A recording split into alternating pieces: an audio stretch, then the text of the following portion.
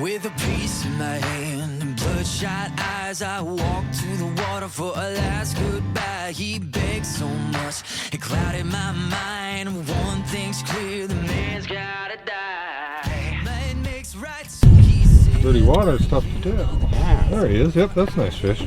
Just flip them in? Yep. There you go. We're on an equal opportunity outfit here. The cameraman fishes at the same time, so Tanner. That'll do for a first one. Fish, yeah. Absolutely. First decent fish of the day. Beautiful Lake Perfect. Hawaii. Good enough. I'm gonna run the boat and get me one. Just gonna pass something along here. It's just kind of a little different wrinkle. Most people are familiar with the slow death method, which we have a slow death leader on here. Just a simple white bead, which is good everywhere, particularly good here on Hawaii. But versus running a worm on that, what we found by just kind of goofing around here is a guy can run a leech on there, and what I do is I double hook that. I'll run that through the sucker there, and then if you can see, I'll come back behind and just grab another little piece of it there, and what that'll do is it'll hold it on there quite well so it can get pecked at, particularly if there's panfish around. And I think it helps it twirl a little bit, because what that does, that's doing there, it's just giving it that nice kind of wobbly back and forth motion to it there. And I think that's part of the key too. And they can't just knock it off like they would a worm when they're not fully committing to it. And on a dead rod, you do not have to worry about checking your bait near as much, because you can feel fairly confident it's on there. I'll show you folks another little tip here with the dead rod. See how he's starting to just barely, it's just hanging there. And a lot of times you go to get it out of the holder, you'll end up screwing it up and they'll get off. What I'm going to do is just, I reel down on him, and that got the hook in him. Versus, like I say, a lot of times you try to get it out of the rod holder and they'll come off. He's just a little guy, but it darn sure demonstrates that. There you go.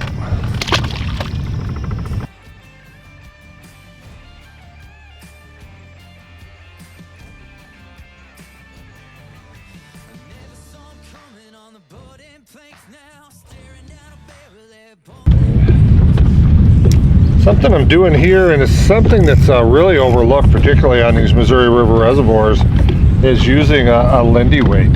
So a lot of times these fish are super tight to the bottom, and everybody fishes bouncers.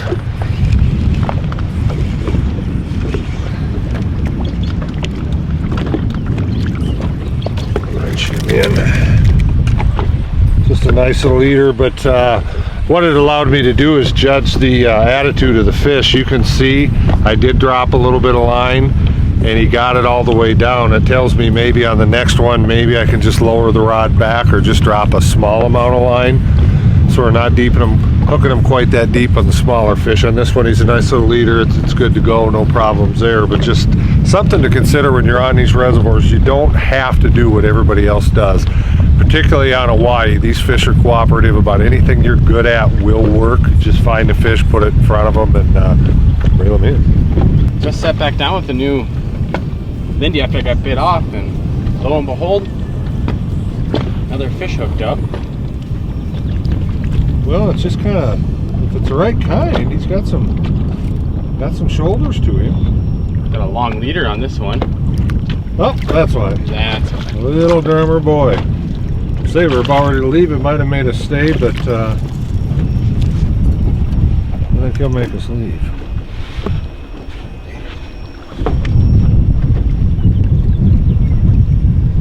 They always make you feel like it's a big walleye on.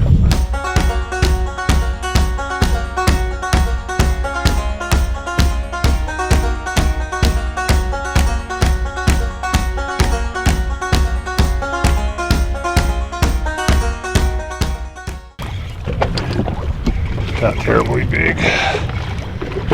Awful shaky. Get the wheel.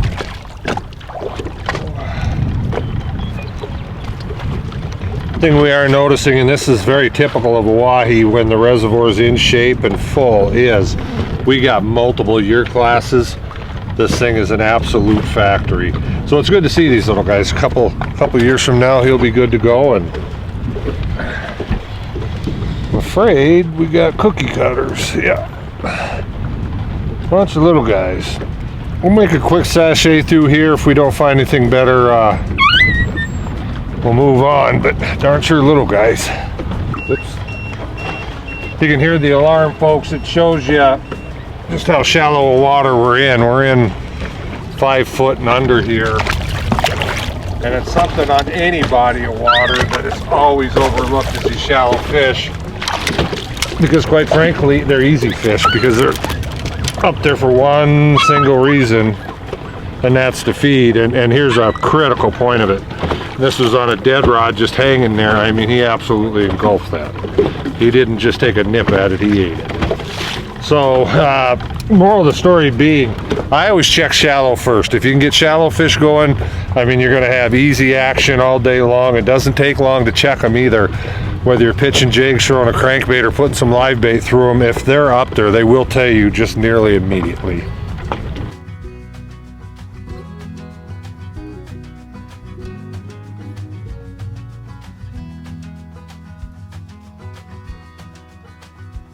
Yeah.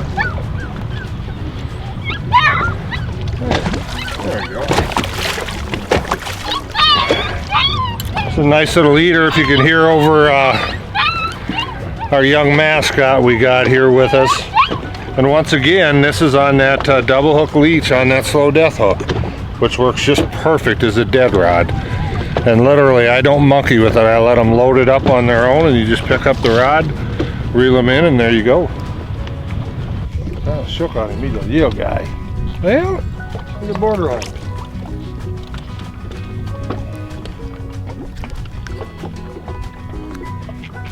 Just showing you the numbers of fish, you know, that's an eatable fish if a guy was really hungry, but we'll get more.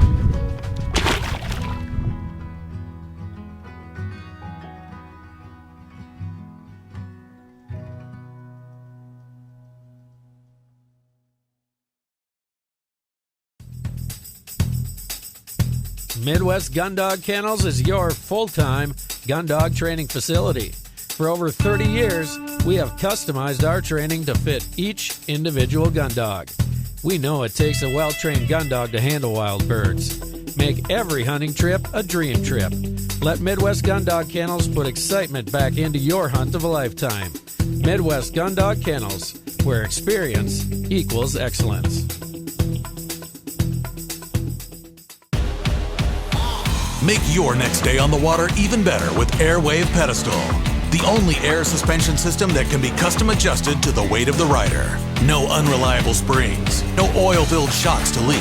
Our patented design utilizes a 2-stage suspension system to smooth out the roughest ride, while limiting travel to an industry-leading 2 inches. This boating season, enjoy your time on the water to the fullest. Find out how at airwavepedestal.com.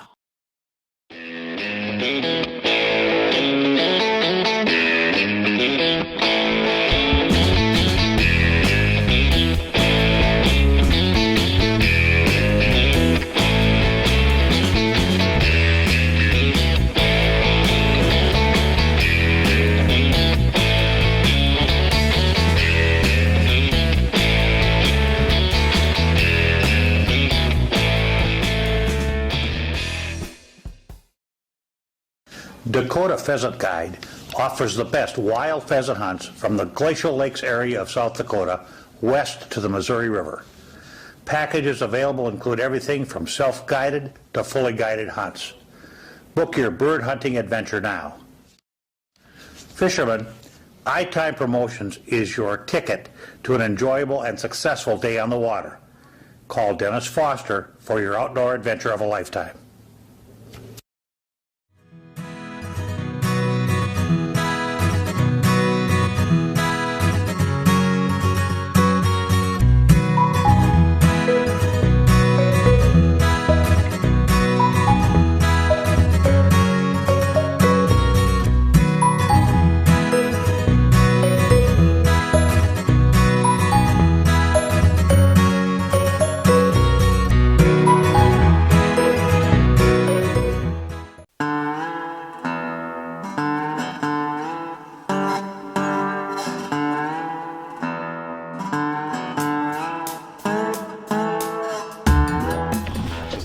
so slightly. It's gonna be deceiving depending on how he comes up here.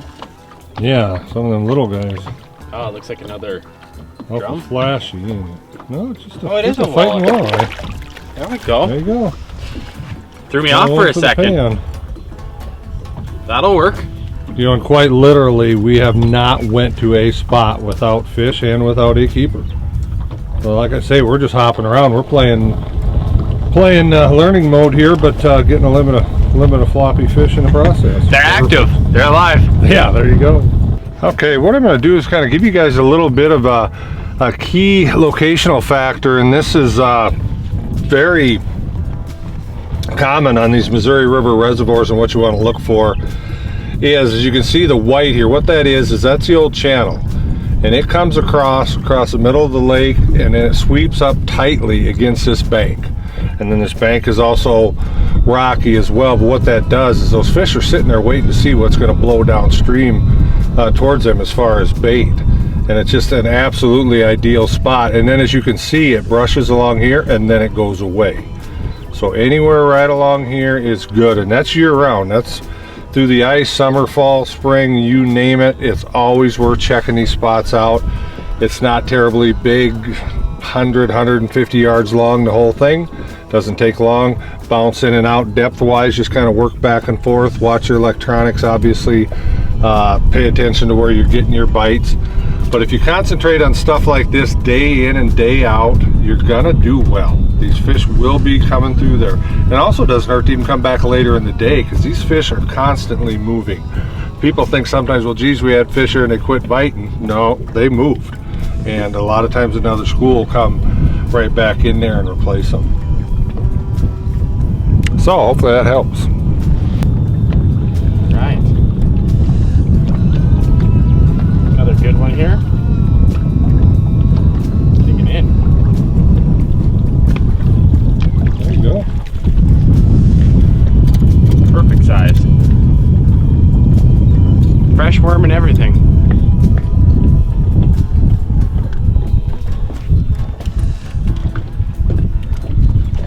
Lively.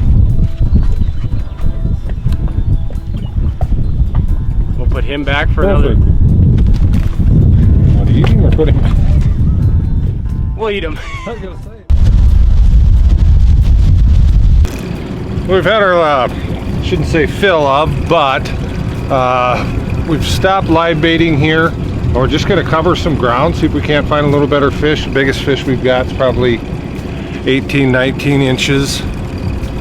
And what I'm going to do is, I'm in the same general area where we did have some fish. We're going to kind of hit areas that are similar, and actually some of the same areas, because we do know that they're fish there, and cover some more ground, see if we can't find some more aggressive fish. And by covering more territory, we're going to put it in front of a lot more fish, so our odds of getting a better one go up relative to that.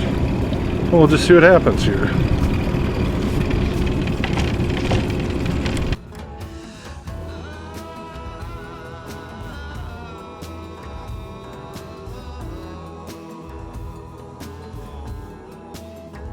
Yeah. Hey, it's something. There's a baby. Come on, buddy.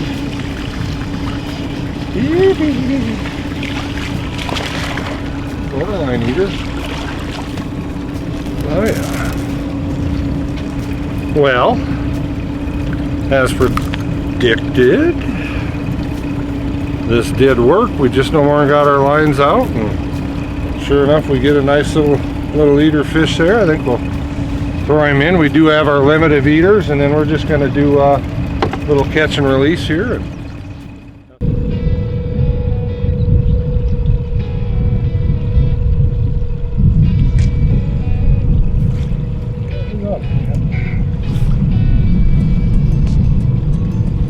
Did he come off? Nope. Let's get control of the boat here. Oh.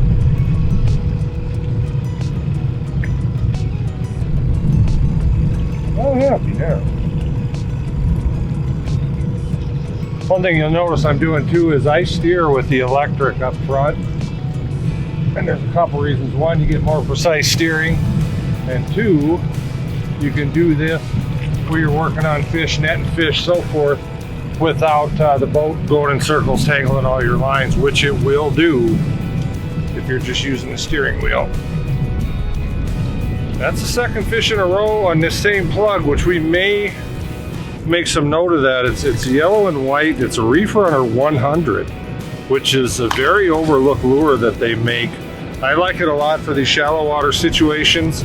I really like it off lead core and behind snap weights. And like I say, it's something that not a lot of guys are using. You may want to pick a few up. It's just a different look for these fish. All right, we just connected here. We had one bite earlier with a fish that wants some meat. I like to run a little variety of stuff in here, not terribly big, but it's telling us it's working. So we'll darn sure leave him in the lineup.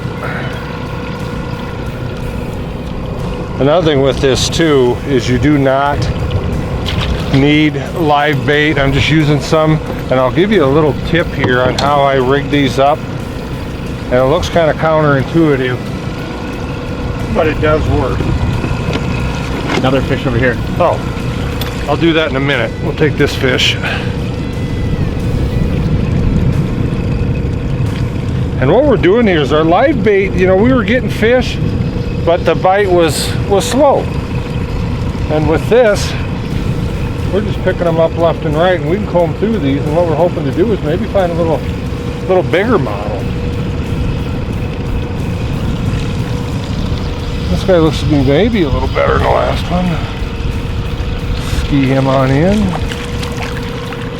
Just a nice representative eater style fish. I'm going to get the boat back under control.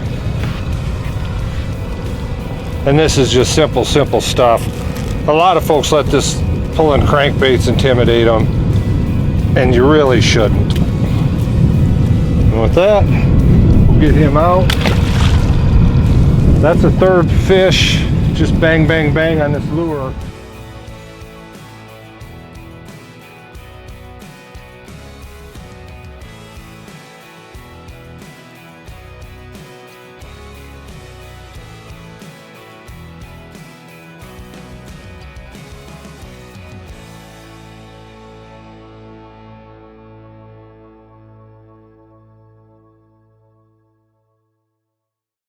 High Point Pet Foods presents Country Creations Dog Foods, offering quality nutrition for the life of your canine companion. To fuel the fire of puppyhood into keeping the energy level high of an active young dog, optimizing the performance of the hard-charging adult, or having a quality diet for your senior canine companion. Country Creations has you covered with their quality formulas. Get in touch with High Point Pet Foods today.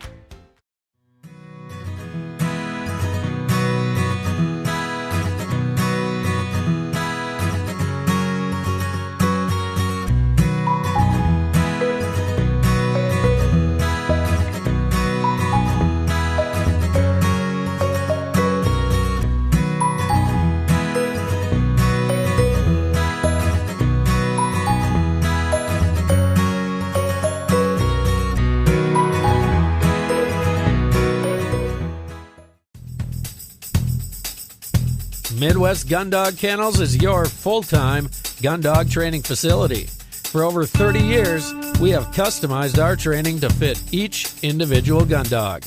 We know it takes a well-trained gun dog to handle wild birds. Make every hunting trip a dream trip. Let Midwest Gun Dog Kennels put excitement back into your hunt of a lifetime. Midwest Gun Dog Kennels, where experience equals excellence. Dakota Pheasant Guide offers the best wild pheasant hunts from the Glacial Lakes area of South Dakota west to the Missouri River. Packages available include everything from self-guided to fully guided hunts. Book your bird hunting adventure now. Fishermen, iTime Promotions is your ticket to an enjoyable and successful day on the water. Call Dennis Foster for your outdoor adventure of a lifetime. Do it again. I don't know, but it is a rattlesnake. Well, folks, we got us an issue. We got Well, it's one of them there rattlesnakes, and I don't want him to get down in that stuff. Yep. I don't know how to handle snakes. Go the other way. Uh-oh.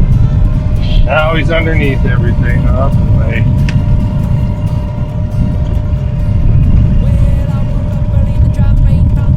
Ay, ay, ay.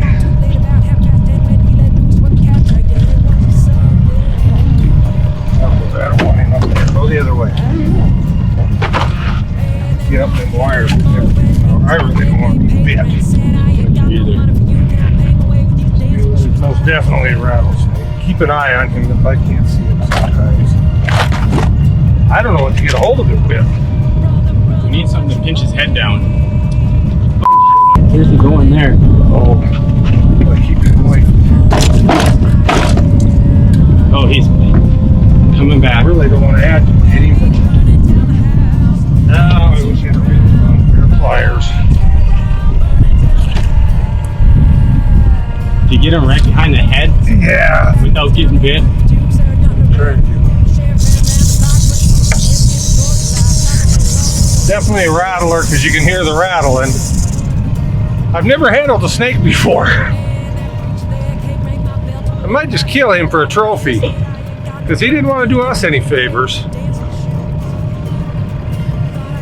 You know, this has happened before. I've never personally had one get in.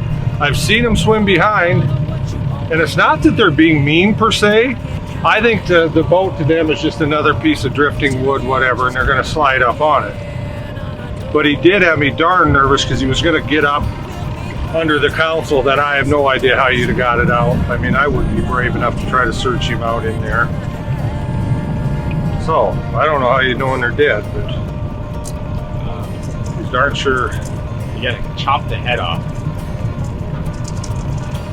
I guess he does a better job of making it rattle. Well, thank God the fish had left us alone for a minute.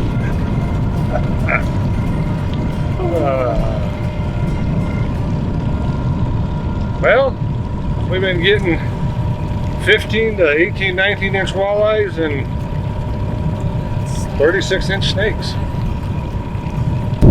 Also, come to think of it, he was headed under the council.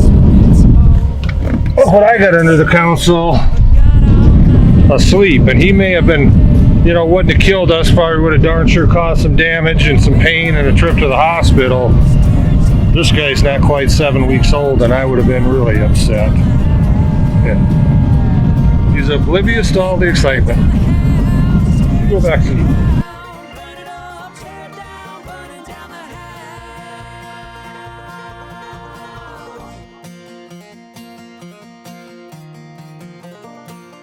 I tell you, we just can't keep up with these darn things, and I'm jacking the speed up. We're having a little wind pick up, and with that, as it picks up, I'm jacking the speed up. I started out at 2, went up to 2 1/4. Now this wind's getting fairly strong, and it's switched, which we typically pull with the wind, but it just switched on us because it pushes your bow around. And now I'm up to 255, and they're still hitting it. So what I'm going to do is just slowly push it up till we don't get bit. Because the quicker you can go, obviously, the more fish you're going to contact. And when they hit those baits moving that quick, they're generally solidly hooked. As you can see here, there are 4 tines of the trebles in there, 4 of the 6 tines.